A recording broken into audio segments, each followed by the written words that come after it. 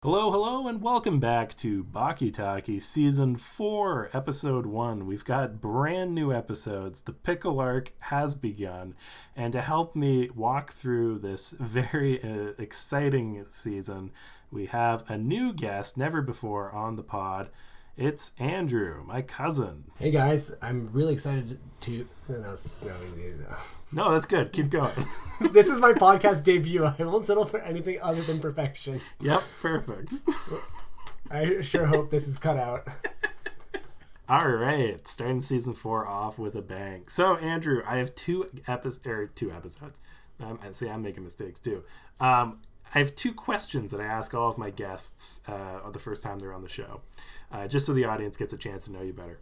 So first off, other than Baki, what shows are you currently watching? Ooh, Abbott Elementary. That's good. Nice and light. Yeah.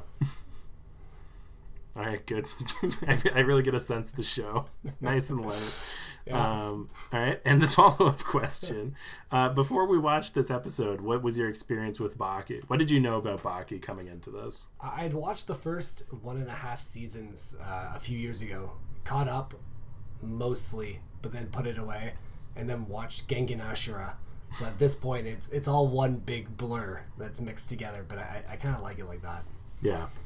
Yeah, you can just combine all of the shows with guys aimlessly fighting each other into one sort of metaverse. I think there is an aim. The aim is to be the strongest. Yes, that is that is the aim of every man wants to be the strongest man in the world, as Baki said in a few episodes back. Anywho. So, this episode and this season, I've talked a lot on this, foreshadowing that there would be a caveman. I don't know if he's really a caveman or like an ancestor of humanity or like a Neanderthal or something. We have a new theme song. Andrew, do you want to explain the just new theme song that we've got all about Pickle? I didn't have a single brain cell left to process that there was a song. The visuals had me just struggling to keep up. There's a lot to pick up.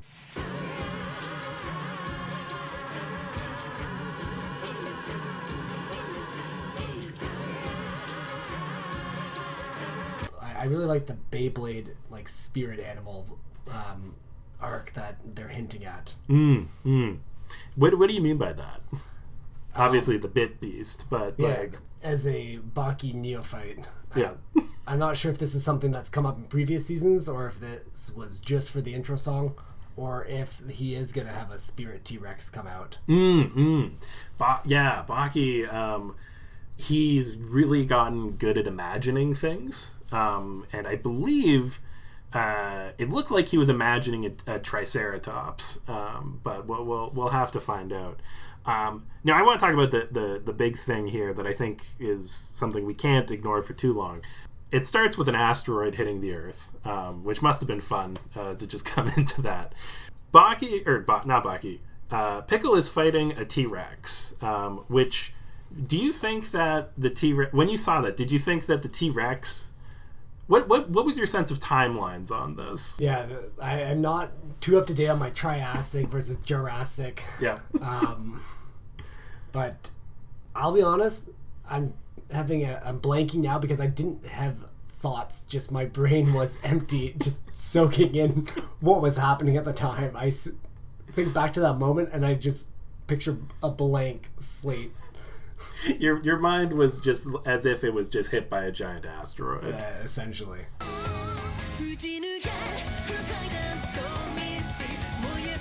All right. Yeah, I'll play some clips of the audio. I don't think this is a great theme song. I also think that it reuses a lot of clips from the show, and it's impressive to me that this show took 2 years in between seasons and has as many static shots as it does. But we'll get into that as the show goes on. So the episode starts. Baki is doing a stretch in his weird basement, and Gary Stridham is there, Captain Gary Stridham. Sorry to keep you waiting, Captain. He starts asking Baki a question. What was the question, Andrew? I'm not sure what the question was, but the question I had on my mind was, what size are Baki's feet? Is that something that is canon? They just seem proportionally quite large in that stretch. I think that they're just normal sized, and he's a short guy. I think he's only 5'6". So I wasn't sure if he just had like decent sized feet and he's a small guy, or if like they really are like just size 14. I feel like That's got to be documented. yes, I will look up on the Baki wiki, and if not, I'll add to the Baki wiki with my own personal opinion of how big Baki's feet are. Yeah, no, but in the next scene, Captain Stratum asks Baki, "What is the strongest animal that's ever walked the earth?" Now, I think you instantly, out loud, as if you were Baki, said the correct answer: the Tyrannosaurus Rex. Baki sort of has to dance around that, first saying, A lion? Tiger? A bear? Not the most powerful alive today. The most powerful ever. Look, man, I don't know where you're getting... Answer the question. Saber-toothed tiger? Woolly mammoth? Jeez. A dinosaur. No. It's a dinosaur. Yeah. First of all, do you think that the T-Rex is the strongest dinosaur? I think the Meg, as seen in the movie The Meg, Yep. may win in the power rankings. Yeah. No, I think that's fair. I think that they're not considering megalodons. It just depends on what the arena is. Are they fighting on land or in water? Then it really... What kind of like semi-coastal like marsh can they both fight in? Yeah, that's fair. And I think they're ignoring my personal favorites, the long necks. You know, like I don't think they'd lose against a T-Rex. But that's just my opinion. I could see the long neck with Pickle being a very potent like bat. As in what he picks them up by their neck and swings. Exactly. Yeah, oh my god. I'm not sure much could withstand that. It's so funny because I almost expect to see that this season. So we keep mentioning Pickle just to clarify because he is a new character and he'll be the focus of the season. Pickle is a caveman who was frozen in salt. When the meteor hit the Earth, it hit a salt deposit, which then all of the salt sprayed out and then crystallized around him and a T-Rex. And they don't say it in this episode. I don't know if you figured it out, but he's called Pickle because he was kept in a salt formation, and pickles are pretty salty.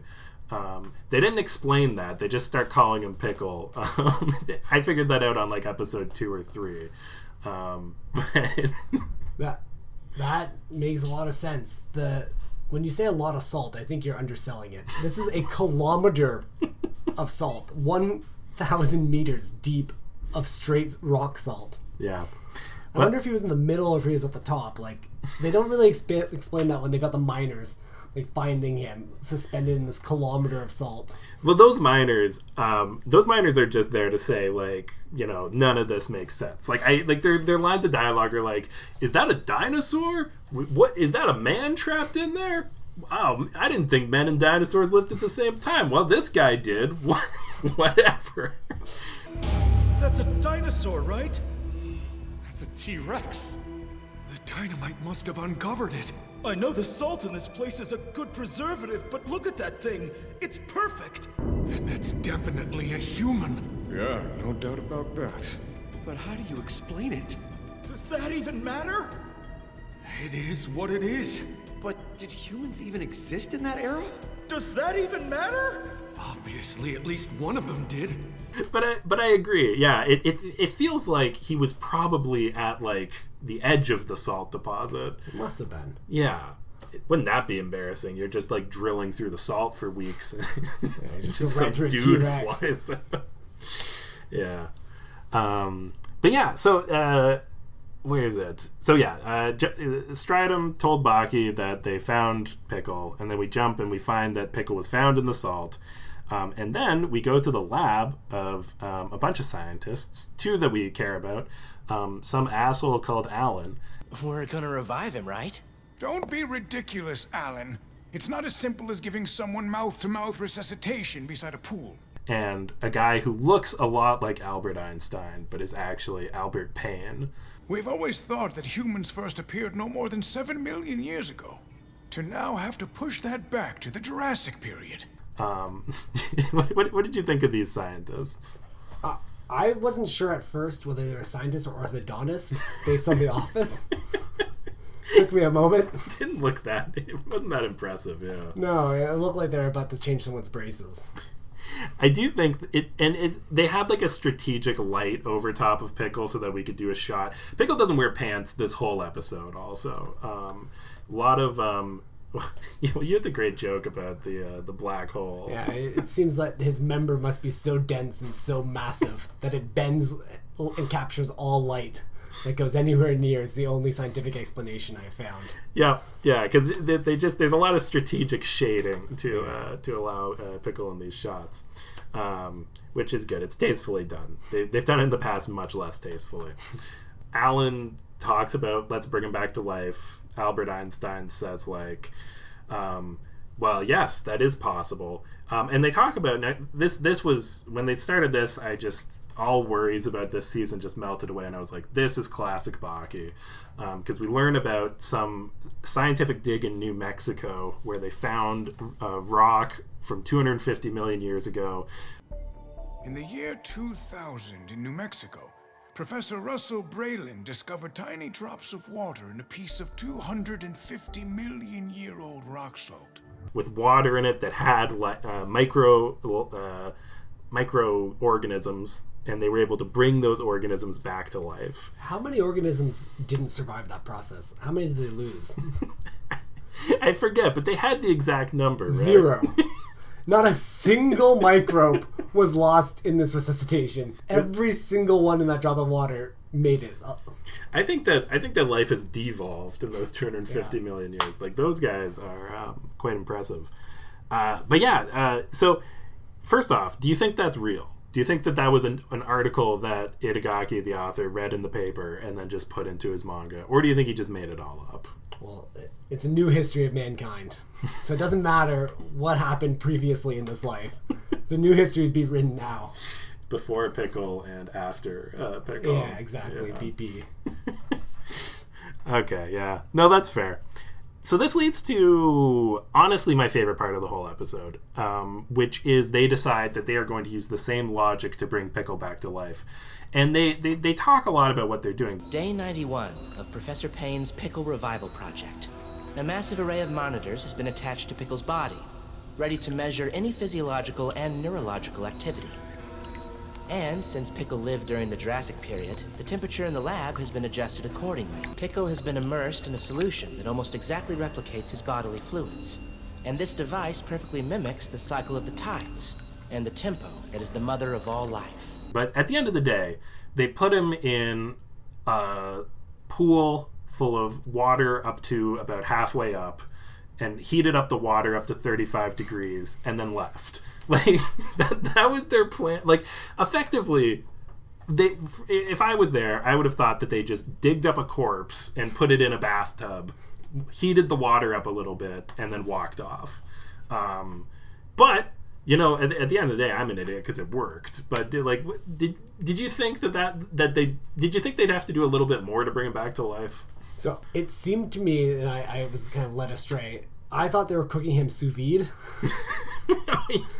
Because when he said he was going to eat a steak, I was convinced he was about to eat Pickle. The experiment is a failure. What I'd really like is a nice, juicy steak. I'll be the first human ever. Maybe the first living thing ever. Oh yeah. So Alan the worst. I'll add some clips of Alan being the worst here. Hey, Editor Steve here. So the problem is that most of the times that Alan is the worst are very visual. Like, for example, when he's looming over the comatose Pickle, he has ash from his cigarette just drop onto his face. He's reading what seems like just porno mags at work. Like, he's just the worst. I don't like his face, how he gestures, but I don't have any audio to back me up on this, so hopefully you've watched the episode and share the same opinion. But he's a scientist, and he was looking after Pickle, and he got bored. You know, bored of the fully intact caveman that they found in a salt mine. And he goes, you know what I could have today? I'm going to have a steak. And then that's when you assumed he was going to go eat Pickle, which would have been great. But he actually went to go chop off some dinosaur, because they found a T-Rex with it. Definitely the first modern man to eat a T-Rex! Which they put no work into bringing the T-Rex back to life. I would have been, honestly, much more interested in that. I'll admit I was a bit more interested in what part of the T-Rex he was eating. They didn't really elaborate, and you didn't see, at least maybe I missed it, where he cut that piece from. No, you don't see. Yeah. I feel like you go for the leg. They've got, a nice big leg. Yeah, I wasn't sure, rib. I did notice he had both arms, so he wasn't eating, a little chicken wing. Well, that would just be silly. I feel like it's a missed opportunity. Yeah, no, I would have done a lot of things different. But it turns out that this was the missing ingredient to wake up Pickle. It's like an old Yogi Bear cartoon. The smell of the steak comes over to his nose, and he wakes up. And this is if him being in a pool of lukewarm water is my favorite part of the episode. From more of an ironic standpoint, my actual this is a good. I think it's actually a good part. Is when he wakes up and they describe his feelings of the new world and the things that he has never seen before, which include... Waking from his sleep of 200 million years, the man sat stunned and bewildered. The things he saw were incomprehensible to him. A wall of lights, straight lines running vertically and horizontally, circles, transparent objects. None of these things had even existed when he was last awake. Transparent materials, vertical and horizontal lines, and the concept of circles, which just blow his mind. Can you imagine not knowing what a vertical or horizontal line was and waking up there? You've taken the words right out of the cue cards you've given me. To be fair, you wrote the stuff on the cue cards. Yes, you gave them to me blank. Yes. Is I guess the fair part. Don't tell anyone that this is scripted. I just bring people on. Yeah. Oh man. So yeah. So eventually. Oh. Yeah. I don't mean to cut you off, but my cue card does have a note about this. Oh yes. It's not 100% certain that he was woken up by the steak and not the bottle of Lemmy Martin. Was that the wine that he had? That is the wine. A vintage Lemmy Martin. Is that a real wine or? I don't know. We might have to check the wiki for that one. All right, let's see. I'm gonna cut this out. Check the wiki. Lemmy Martin. Wait, it might be a real. Remy Martin is the. Oh no. Anyway, it's not this type of podcast. So he goes back, goes and sees Alan eating his steak. How does this interaction go? Well, it depends. When you say his, who do you mean by his? Who is the owner of the steak? I guess at that moment it's Alan's. Alan's cooked it up. I think Alan is just the possessor, but he doesn't realize it isn't his steak. Yeah, that's fair. But keep going. The entire episode, I was convinced that Alan was imminently about to die. I was hoping. I hated that guy. I was just on the edge of my seat, literally waiting for him to bite Alan. Yes. And it never came. And Alan was dumb. He starts off with I don't know why. He turns around with a box cutter in his hand. This box cutter's all I've got. That won't stop him. Who am I kidding? Nothing will stop him. But he was eating a steak. Was he cutting the steak open with the box cutter? I think he was just adding those little tasteful lines. Yeah, because he didn't have a barbecue. Yeah, no, he's oh my god. Yeah, so he turns around the box cutter, decides, I can't win this. He has a gun in his desk, which, this is an American lab, but I still don't think most people do that.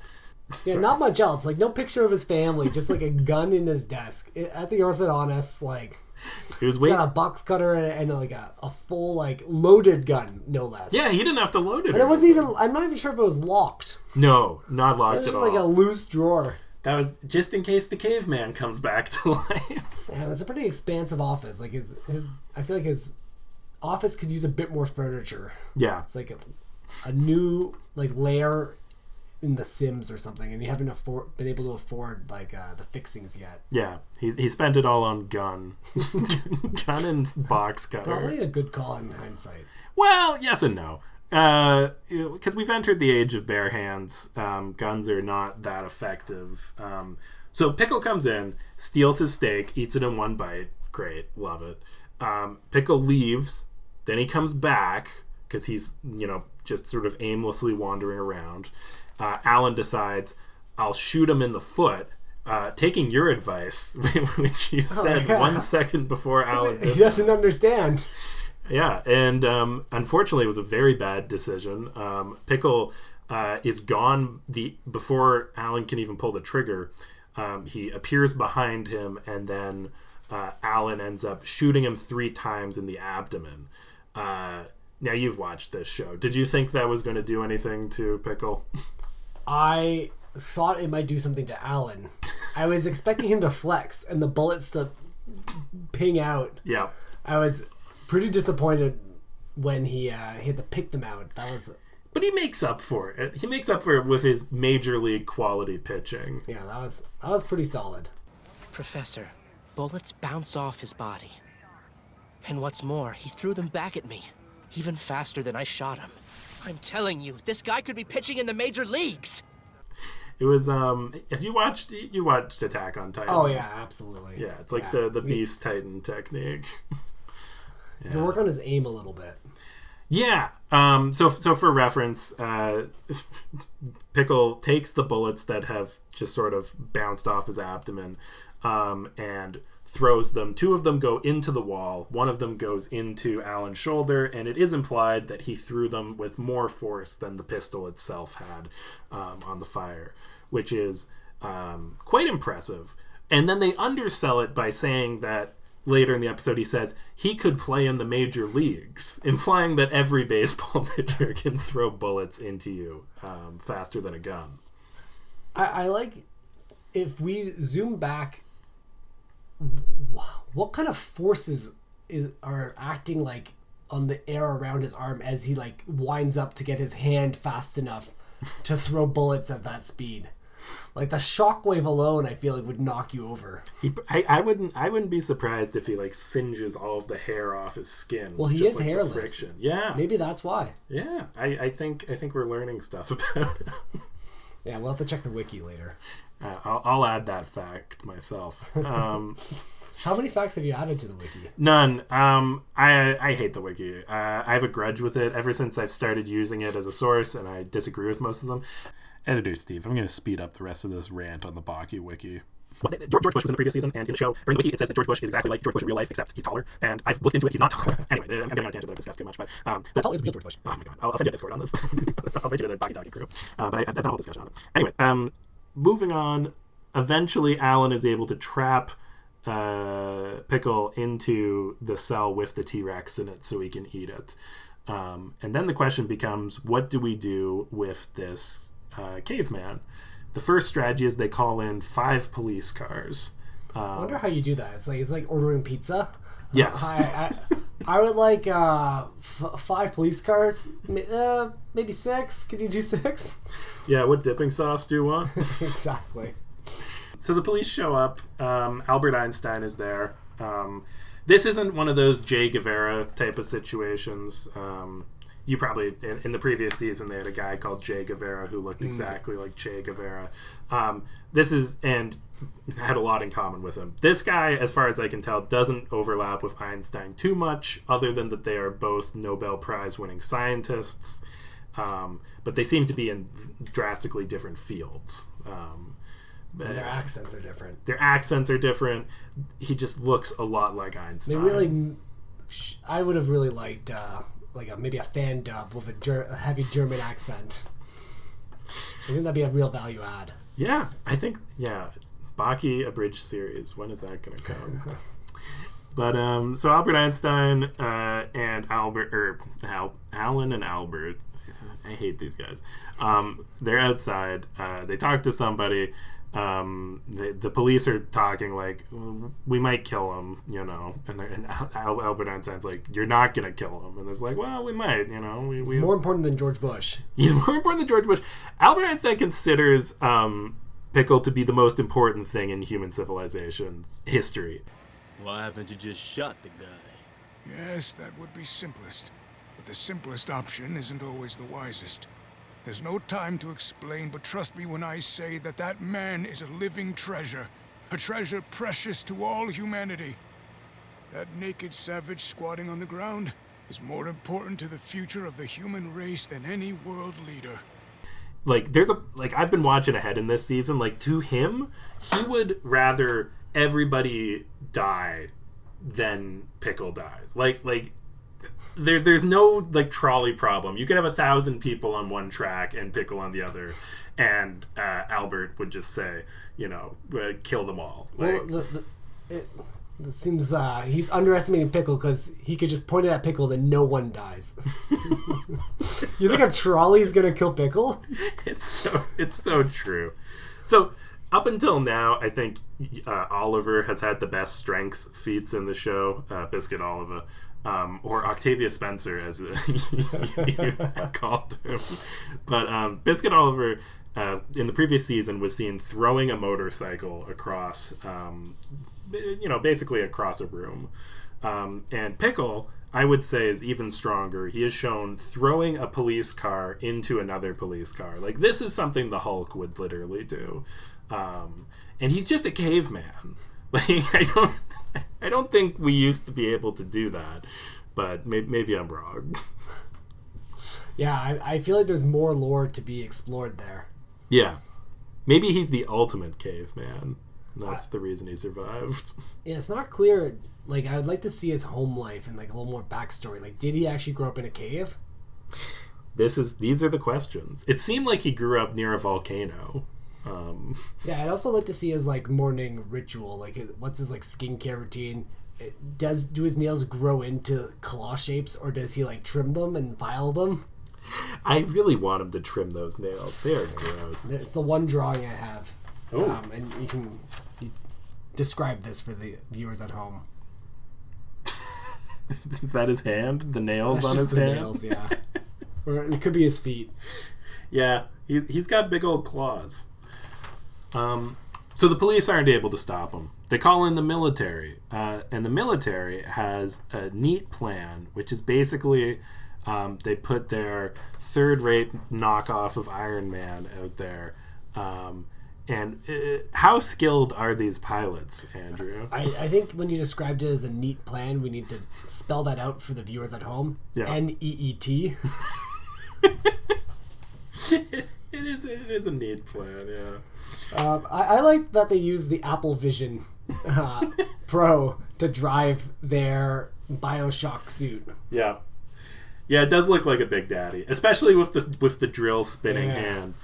Yeah. And that drill spinning hand really, Oh my God. it's really something, isn't it? Yeah.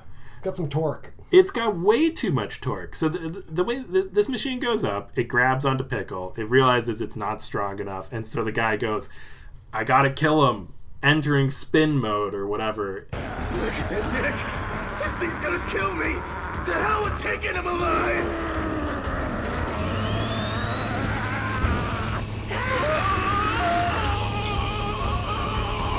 And instead of the arm spinning, the whole body spins so rapidly that it flies off into the back. It's wonderful. Oh, man. So that brings us up to basically the end of the episode, where the military... So the way it was described, the police tried first, it didn't work. The military tried next, it didn't work. So more military with more helicopters came in. And Stridham realized... because he was there representing the U.S. military, I'm going to try something different. So he tells everyone to stop, and he starts walking towards Pickle. And what's he doing as he walks up? So I wasn't sure if this was a reference to anything in real life, but he becomes a general. Certainly hope not. General butt naked. Yep. I think is the most succinct way to put it. I think you and me had the same thought process of like, oh, he's taking off his clothes to like relate more to Pickle, but then he takes off his underwear too, and it's I like thought he was gonna battle him. Oh my! Like God. I was convinced he's about to throw down and like he's gonna like. He's got like some kind of like Speedo, like MMA fighting shorts underneath, with an American flag, no less. Yeah. The truest American. But no, he goes up and he sits down with Pickle. Also, I've read, I'll play the quote, but I'm pretty sure how it goes is, Though a soldier well versed in modern weaponry, he was still a man. And as a man, he felt growing deep within him a feeling even stronger than respect. they describe as he's stripping down and walking over, it says, as a man, he had a feeling growing in him more than just respect. Which I think it was something like camaraderie or like an understanding, but there's different ways to interpret it. There's a tasteful panning of the camera, so we'll never know. Fade to black. But no, Stratum ends it with the best line of the whole episode, bar none. I'm going to take you to a place where there are others just like you. It's called Japan. That line just sent me. King Kong is going back to Japan. He's gonna fight Godzilla. I love the concept that Japan is just the home of like these supermen, like these gods who walk among us just live in Japan. Did they always end up back in Japan? Yeah, like it's funny. The last 2 seasons have been detours, so it usually is all in Japan. But then the season you didn't watch is the Raitai tournament. They go to China. And then last season, Baki went to jail for kidnapping the president. So that was all in Arizona. Is there a single country on Earth that hasn't been featured? Or is there a map, like the little scratch maps of where Baki's gone? I feel like he's probably just gone to China, Japan, and America. That's not all too many places. I guess people come to him. Yes. Yeah. It's easier that way. Canada's been represented. Jack Hanma, Baki's brother, is Canadian. I think. Anyway, so that's the episode. So Andrew, my main question for you is, what'd you think? I think what I've been thinking. I think I had a Stack Overflow for most of this episode. There is just so much to process. Like I was honestly thankful at the few times there was a panning shot because I could just recuperate and start to form thoughts again. When the police cars showed up, they had like a 15-second panning shot of those police cars, and it barely panned also. But, it was the same police car, all of them. I was also thinking, how close is the nearest town to this massive facility in the desert? Yeah. Like, is that like a 20-minute drive, like a 40-minute drive? Like, how many people live in that town? Maybe they have their own police department, and it's just 5 cars, and that's how they ended up there. Yeah. Anyway, cool. I think, man, it's been a while since I've done one of these. I think that's my final question that I ask. Other than, did you have any questions for me? All right. The first one that comes up is, what size do you think Pickle's feet are? Oh, great question. I think that they are probably a 14. The same size as Baki. Yeah. Well, okay, here's the Okay, I'm going to be complaining about this all season. In the next episode, they tell us what Pickle's height is. Guess what it is? Oh, like, what, 6'9"? They say he's 6'6". 6'6"? 6.5 feet. I thought 6'9" was a ridiculous answer. That's what I mean. Well, and they haven't, but the annoying thing is, thing they got a full man in that Bioshock suit, and he's as tall as that. I know. And that guy's big. It's absurd that they say that. And I know that they're wrong, because later in the season, he's standing beside a guy called Jack, who we know is 6'11", I think. And he's taller than him, so I don't... It's so stupid. So is there like a comparative like metric where you use known objects like a size of a banana? And you see how many bananas tall he is. Yes, and I'll be doing that in the future. Next episode, when they actually say this, I'll start talking about it. Yeah, I think that can be your wiki contribution. Yeah, I'm doing. Yeah. How tall is George Bush? How big are Pickle's feet? Oh boy! All right, well that is. Thank you for coming on the podcast and kicking off season 4. Well, thanks for having me. I hope I sound all right at ×2 speed. You think that their viewers will be doing that, or? I'm not. You should ask your viewers, well, hello viewers, Hey. or listeners rather. Yeah. How fast do you listen to Steve's podcast? Leave it in the comments below. Yeah, we actually do have comments, and we do have one person who comments every week, so we'll get an answer to this. I'm so sorry. I have heard anecdotally that people like to go a little bit faster, which makes sense. I think that people do that for a lot of podcasts, and I have a deep voice, so maybe it sounds better sped up. Oh, I wonder what it sounds like at like 0.25 speed. Like the Whale podcast. Yeah, viewers, make sure to listen this week. At what is the Whale podcast? Like speaking like a whale. Okay, I see. I assumed there was a podcast about the movie The Whale, which was very slow.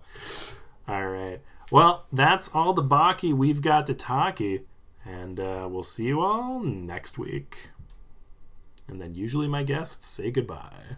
Oh, bye. There you go. Friday.